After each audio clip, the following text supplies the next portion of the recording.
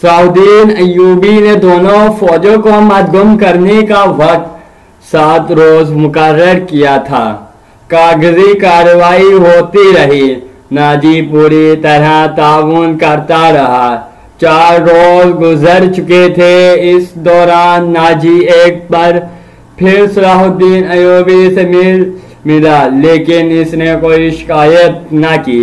तफसीली रिपोर्ट देकर सलाहुद्दीन अय्यूबी को मुतमईन कर दिया कि 7वें रोज दोनों फौजें एक हो जाएंगी। सलाहुद्दीन अय्यूबी के नाइबीन ने अभी इसे यकीन दिलाया कि नाजी दियानतदारी से ताउन कर रहा है, मगर अली बिन सफियान की रिपोर्ट किसी हद तक परेशान कुन थी। इसकी इंटेलिजेंस सर्विस ने रिपोर्ट दी थी कि सूडानी फौज की सिपाहियों में बेइत्मीनानी और बेबतरी सी पाई जाती है। वो मिस्री फौज में मदगुम होने पर खुश नहीं। इनके दरमियान ये अफवाहें फैलाई जा रही थी कि मिस्री फौज में मदगुम होकर उनकी हैसियत गुलामों की सी हो जाएगी। इन्हें माले गनीमत भी नहीं मिलेगा और उनसे बार बार बर्दारी का काम लिया जाएगा। और सबसे बड़ी बात यह है कि इन्हें शराब नोशी की इजाजत नहीं होगी। अली बिन सफियान ने ये रिपोर्टें सलाहुद्दीन अय्यूबी तक पहुंचा दी। अय्यूबी ने इसे कहा कि ये लोग तवील मुद्दत से ऐश कर रहे हैं, इन्हें नई तब्दीली यकीनन पसंद नहीं आएगी। मुझे उम्मीद है कि वो नए हालात और माहौल के आदी हो जाएंगे। इस लड़की से मुलाकात हुई या नहीं? सलाहुद्दीन अय्यूबी ने पूछा। नहीं, अली ने जवाब दिया, इससे मुलाकात मुमकिन नजर नहीं आती। मेरे आदमी नाकाम हो चुके हैं। नाजी ने उसे कैद कर रखा है। इससे अगली रात का वाकया है। रात अभी अभी तारीख हुई थी। कोई अपने कमरे में थी। नाजी अदरुश के साथ अपने कमरे में था। उसे घोड़ों की कदमों की आवाज सुनाई दी। इसने पर्दा हटाकर देखा। बाहर के चिरागों की रोशनी में उसे 2 घोड़ा सवार घोड़ों से उतरते दिखाई दिए।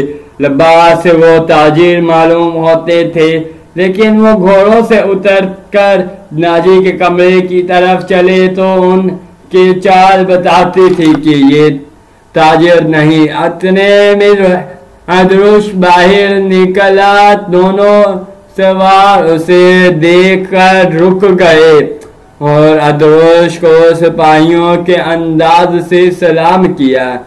अदरुश ने उनके गिर्द घूमकर उनके लिबास का जायजा लिया। फिर इन्हें कहा कि हथियार दिखाओ। दोनों ने फिरती से जगह खोले और हथियार दिखाए। उनके पास छोटी तलवारें और एक खंजर था। अदरुश इन्हें अंदर ले गया। दरबान एक तरफ खड़ा था। जुकोई गहरी सोच में खो गई।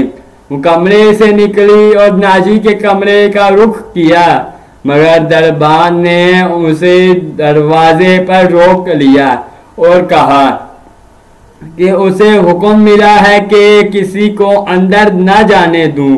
जुकोई को वहां ऐसी हैसियत हासिल हो गई थी कि वो कमांडो पर भी हुक्म चलाने लगी थी। दरबान के रोकने से वो समझ गई कि कोई खास बात है। उसे याद आया कि वो 2 रातें पहले नाजी ने इसकी मौजूदगी में अदरुश से कहा था, मैं ईसाई बादशाहों को मदद के लिए बुला रहा हूँ। तुम 2 पियंबर तैयार करो, इन्हें बहुत दूर जाना है। और फिर इसने कोई को भी अपने कमरे में चले जाने को कहा था और उसने बगावत की बातें भी कही थी। ये सब कुछ सोचकर वो अपने कमरे में वापस चले गए। इसके और नाजी के खास कमरे के दरमियान एक दरवाजा था जो दूसरी तरफ से बंद था। इसने इस दरवाजे के साथ कान लगा दिए। उधर की आवाज धीमी थी, इसे कोई बात समझ न आई। कुछ देर बाद उसे नाजी की बड़ी साफ आवाज सुनाई दी। इसने कहा, आबादियों से दूर रहना। अगर कोई शक में पकड़ने की कोशिश करे तो सबसे पहले ये पैगाम गायब करना। जान पर खेल जाना। जो भी रास्ते में हाइल हो उसे खत्म कर देना। तुम्हारा सफर 4 दिनों का है। 3 दिनों में पहुंचने की कोशिश करना। सिमत याद कर लो, शमाल मशरिक। दोनों आदमी बाहर निकले। कोई भी बाहर आ गई। इसने धीमी देखा कि वो दोनों घोड़ों पर सवार हो रहे थे। नाजी और अदरुश भी बाहर खड़े थे। सवारों को अलविदा कहने लगे होंगे। सवार बहुत तेजी से रवाना हो गए। नाजी ने सुकोई को देखा तो इसे बुलाकर कहा, मैं बाहर जा रहा हूँ, काम बहुत है, तुम आराम करो। अगर अकेले दिल ना लगे तो हरम में घूम फिर आना। हाँ, सुकोई ने कहा, जब से आई हूँ बाहर नहीं निकली। नाजी और अदरुश चले गए। सुकोई ने चग्गा पहना, कमरबंद में खंजर उड़सा और हरम की तरफ चल पड़ी। वो जगह चंद 100 गज दूर थी। वो नाजी पर ये जाहिर करना चाहती थी कि वो हरम में गई थी। दरबार को भी इसने यही बताया। हरम में दाखिल हुई तो वहां के रहने वालियों ने उसे हैरान होके देखा। वो पहली दफा वहां गई थी। सब ने इसका इस्तकबाल एहतराम और प्यार से किया।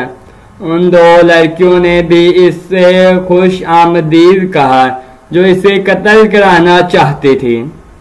जो कोई सबसे मिली, हर एक के साथ बातें की और वापस चली पड़ी। जो वो खरांट मुलाजमा भी वहीं थी जिसे इसके कत्ल के लिए कहा गया था। इसने जुकोई को बड़ी गौर से देखा। जुकोई बाहर निकल गई।